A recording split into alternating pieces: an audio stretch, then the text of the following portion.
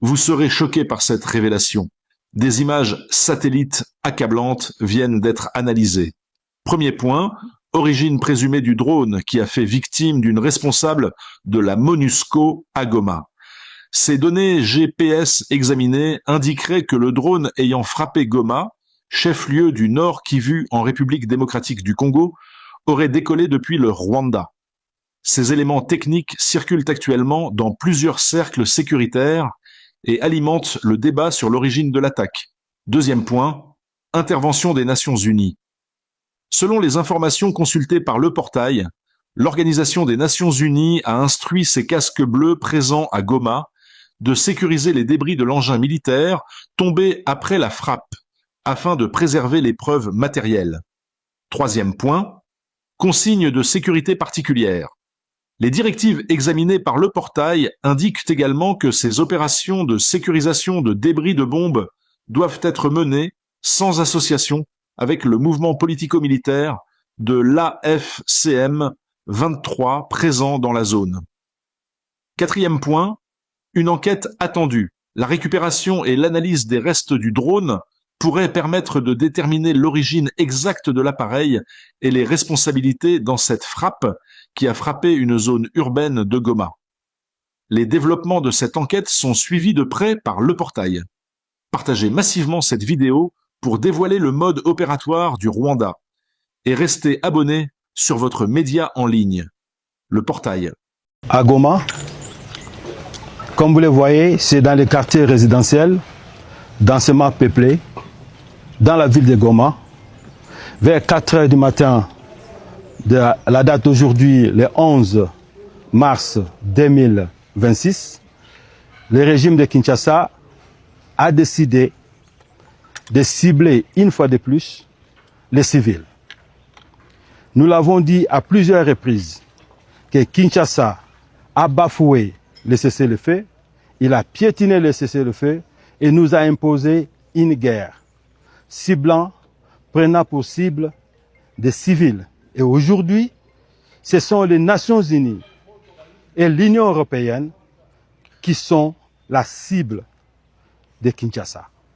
Ils ont bombardé la résidence habitée par les membres des organisations humanitaires, de l'UNICEF et de l'Union européenne.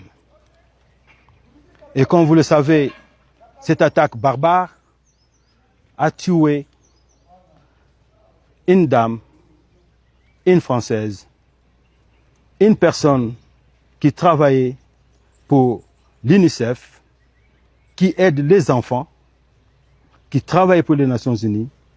Eh bien, Kinshasa a décidé d'ôter sa vie aujourd'hui en larguant des bombes par drone dans cette résidence habitée par les membres des Nations Unies et de l'Union européenne.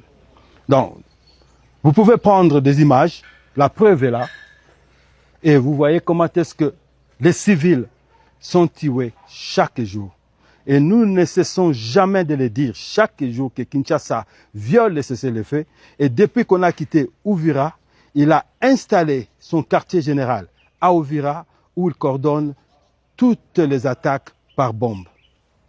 Donc nous disons aujourd'hui ce que Kinshasa est en train de faire. La preuve en est là. Et nous prenons à témoin les Nations Unies, la communauté internationale, l'Union européenne, l'Union africaine, de ce que Kinshasa continue de faire aux paisibles citoyens. Et ici, nous sommes à Goma, une zone densément peuplée, urbaine, loin des lignes de front. Mais Kinshasa a décidé de cibler les civils.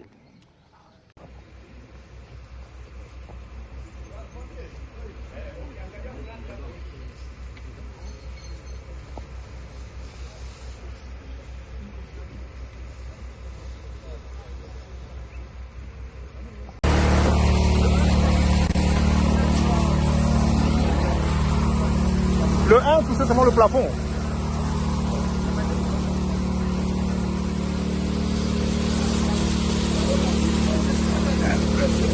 Angalia muzime ya pili kwanza. Chef, muzime kwanza hii. Muzime kwanza hii. Muzime kwanza hii. Yaani mulete Mungazi hili kwa Mungazi iko pale. Mukalete Mungazi pale.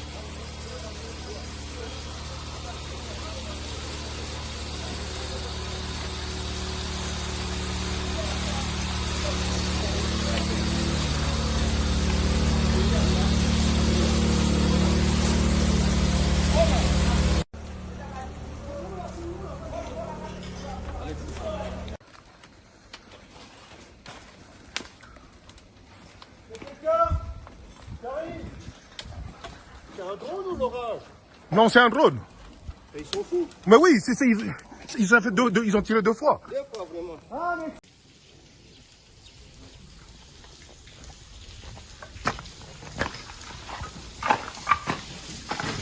Vous avez trouvé un corps? Là, oui. Vous avez trouvé un corps? Et il faut le...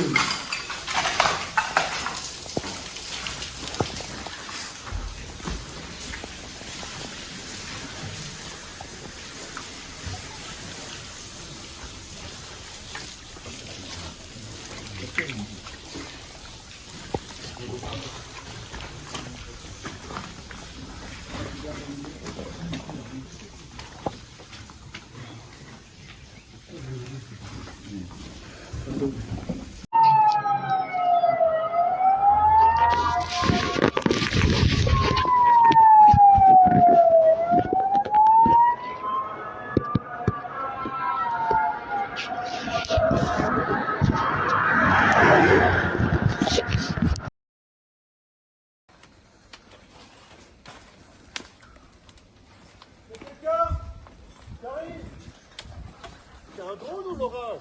Non, c'est un drone. Et ils sont fous. Mais oui, ils ont tiré 2 fois. 2 fois vraiment.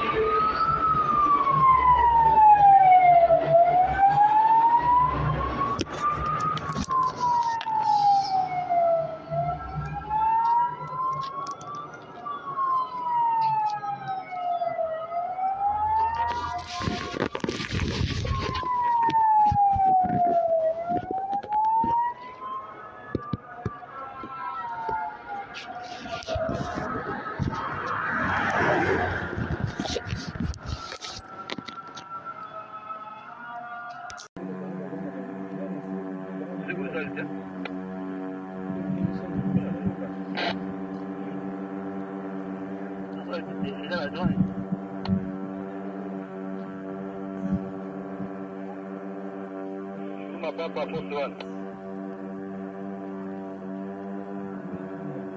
Papa Fortuan. Papa Fortuan. Musole Fortuan. Musole Fortuan.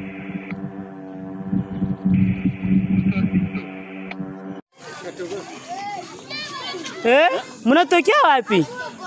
Mnatoka Togota? Dilikuwa kule.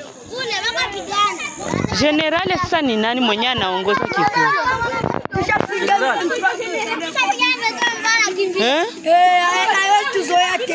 Nani huyo hawezi wazoea tena? Hapana mashi. Moko fonga kamanyole. Siku gani sasa mtafungua? Mawe basoda jamu. General kibasi jilinga. Njo general huyo. General mbona mko na mwacha nyuma batamuua? General jambo. Jina lako general nani? Salipika madafaka demo basoda. Hii nani yako njo inite gani banaitaga Force special. Force special. Maki hivi mnatokea wapi sasa? Na wewe kuangalia General Dunjo. General Dunjo mko kuona? Mulimuona sasa? Muona. Mungemwambia nini? Ningemsalimia tu. Na mnawaza juu ya Kamanyola akatoka. Tutaipiga leo. Hii magharibi. Mwai magharibi. Ngoja tuongee na Hizi bunduki zinatosha kabisa. Mko na maminisho. Mko na bunduki gani? Hiyo ndo nini? hii. Sio sniper. Ili kunena tu. Mimi nalala mumayani na mpiga. Peka imetuko ngapi? Za mingi tu. Baba peka ya shene hii. Musa wewe. Ya shene iko wapi? Ya shene. Toa shene. Hii ndio ya shene. Hii ndio ya shene hii. Hii naisa ndio ya nini? Ya box. Msogea si nyuma video onekane mzuri. Ukasukuma Kisha uko sana wasoda bangapi? Bamingi wengine waliwatia. Bamingi habana nombre, haujui nombre yabo. Tuko na tranga Sawa, courage kabisa. Toutes les fois, que ce soit au Canada, à Ottawa ou à Paris, et bientôt dans les Bandoudu, n'oubliez pas que nous avions commencé à Kinshasa, on a été à Kolwezi, nous serons partout où se trouvent les Congolais pour leur expliquer le bien fondé de cet accord, parce que c'est un accord du futur. Bien plus que du présent d'ailleurs, au regard de l'implication que cela aura dans la relation bilatérale spécifiquement avec les États-Unis d'Amérique. Les ressentis, il est positif. Je pense que les Congolais, dans leur grande partie, sont ceux qui, comme nous, sont mobilisés pour le retour de la paix. N'oubliez pas que nous avons, et c'est l'occasion de saluer la grande mobilisation de la diaspora pour dire non à ce qui se passe dans l'est de notre pays. Vous les avez vus plusieurs fois dans les cas de Congolais Téléma ou dans d'autres émissions. Donc le ressenti, il est plutôt positif, mais il reste néanmoins un défi que nous devons tous relever, c'est les défis justement de combattre la désinformation. Parce que comme vous le savez, cet accord est un accord qui a mis en péril les calculs expansionnistes et politiciens ou criminels du président rwandais. La preuve, vous voyez toutes ces sorties, comment il a perdu la sérénité. Nous-mêmes, nous devons nous approprier cet accord. Ce n'est pas un accord qui est fait par les présidents pour le président. Le président, comme nous avons engagé les pays, mais cet accord est appelé à durer longtemps. Et c'est pour ça que nous recommandons à tous les Congolais, partout où ils se trouvent, de les lire. L'accord, évidemment, pour ceux qui en auront l'occasion, verront des copies distribuées. Nous avons d'ailleurs en imprimerie, en chantier, des copies dans les langues nationales, mais nous n'en aurons sûrement pas 100 millions. Les versions de l'accord seront disponibles sur les sites du département d'État français en anglais, mais aussi sur les sites du ministère de la Communication. Et donc nous souhaitons et nous encourageons les uns les autres à aller s'abreuver à la bonne source plutôt que de se référer à ceux qui veulent profiter parce qu'ils se disent que sûrement que les Congolais ne vont pas lire et à amener la machine de la désinformation. Et d'ailleurs, si vous regardez partout où je passe à Kinshasa depuis plusieurs semaines, beaucoup me demandent la copie de l'accord. Je pense que cet intérêt est tel que nous tous, nous devons faire de cet accord un des documents qui nous accompagnent parce que les conséquences, nous les expérimentons pour les 10, 15, 20, 30, voire 50 prochaines années dans les cas du renforcement de la relation que nous avons avec les États-Unis d'Amérique.